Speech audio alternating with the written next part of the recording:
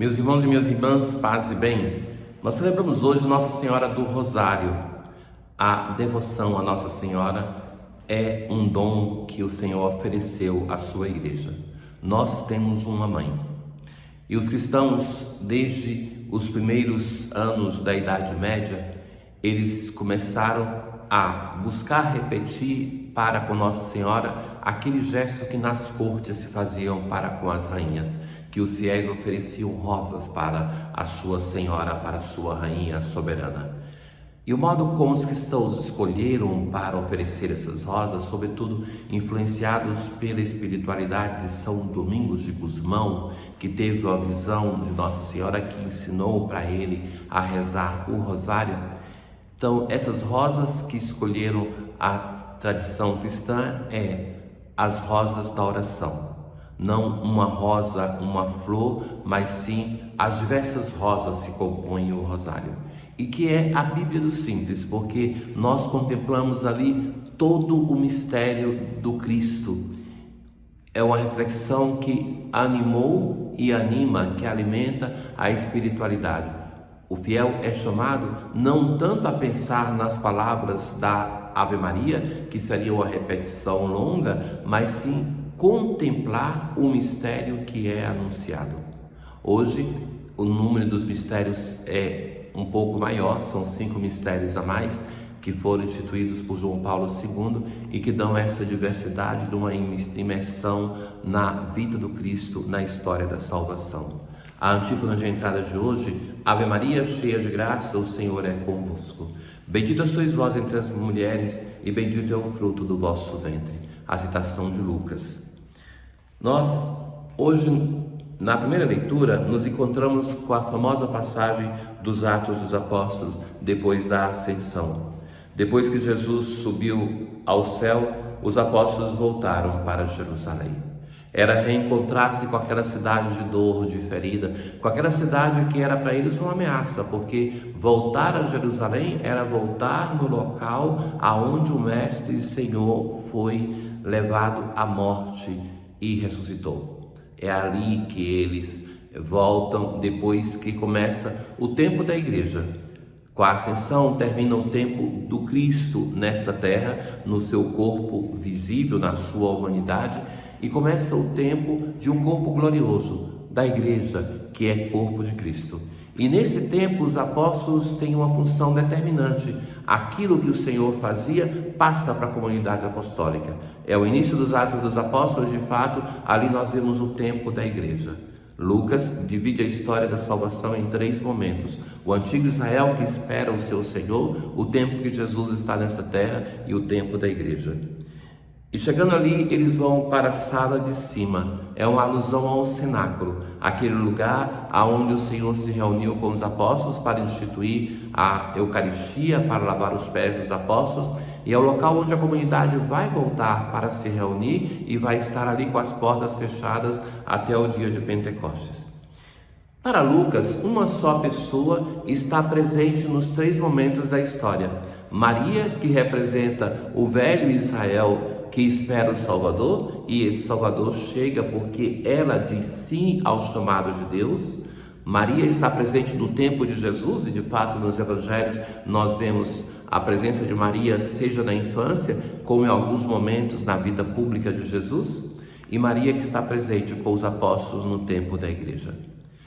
A Virgem Maria, no dizer de São Maximiliano, é aquela pessoa na qual o Espírito Santo fez tudo aquilo que podia fazer, que é como que uma encarnação do Espírito Santo, porque o Espírito Santo leva a sua obra em Maria de um modo potente, não só perdoando-a de pecado, mas preservando-a do pecado, a Imaculada Conceição.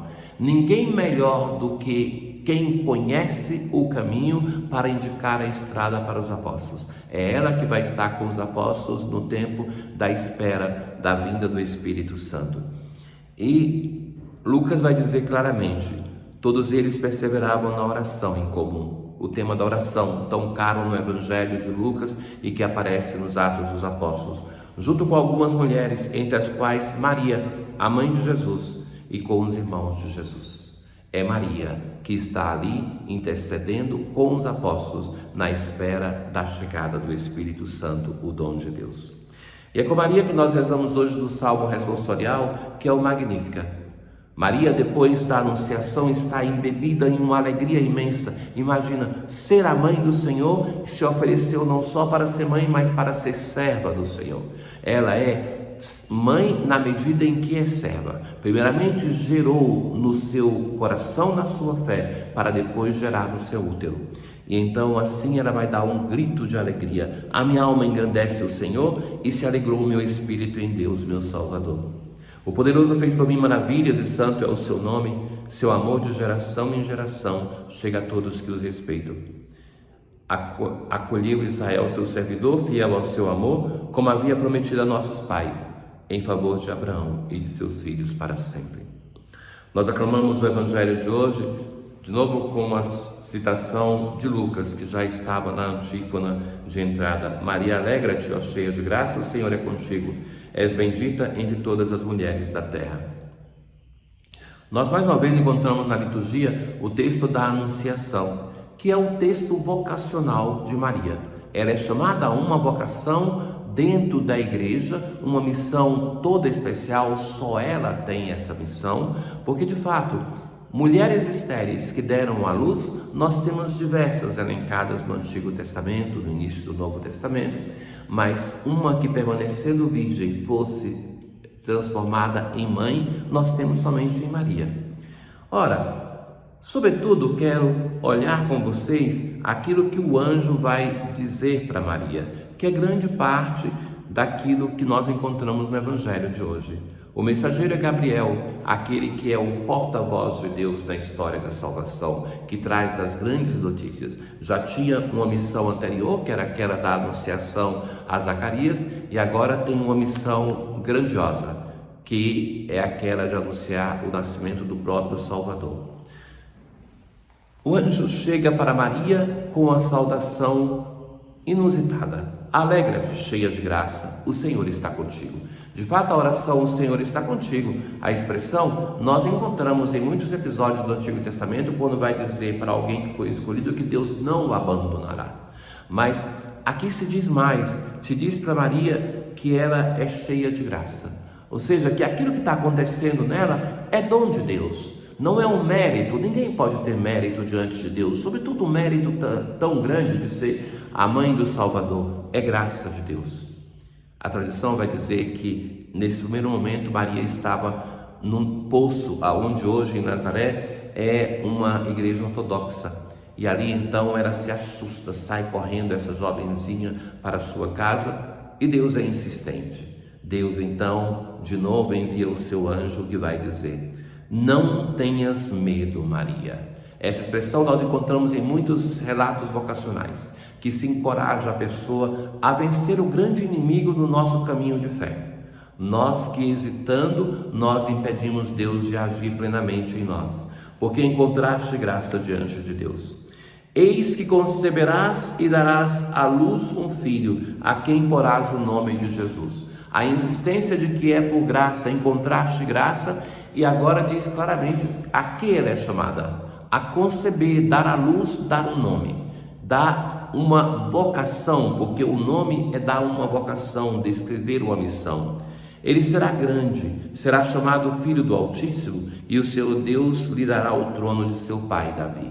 Se então está cumprindo a profecia, porque o Messias vai ser da casa de Davi. Ele reinará para sempre sobre todos os descendentes de Jacó, e o seu reino não terá fim. É o anúncio de um nascimento grandioso, que Maria não tem na sua pouca idade, nem a capacidade seguramente de compreender o alcance. Maria vai precisar guardar isso no coração. Depois, para reforçar e dar a ela um sinal, depois da pergunta de Maria, o anjo vai dizer: o Espírito virá sobre ti e o poder do Altíssimo te cobrirá com sua sombra. Por isso o menino que vai nascer será chamado Santo, Filho de Deus. Também Isabel, tua parenta, concebeu um filho na velhice. Este é o 6º mês daquela que era considerada estéril, porque para Deus nada é impossível. Oremos, derramai, ó Deus, a vossa graça em nossos corações, para que, conhecendo pela mensagem do anjo a encarnação do Cristo, vosso Filho, cheguemos por sua paixão e cruz à glória da ressurreição, pela intercessão da Virgem Maria. Tenham todos um bom dia. O Senhor esteja convosco, Ele está no meio de nós. Abençoe-vos o Deus Todo-Poderoso, Pai, o Filho e o Espírito Santo. Paz.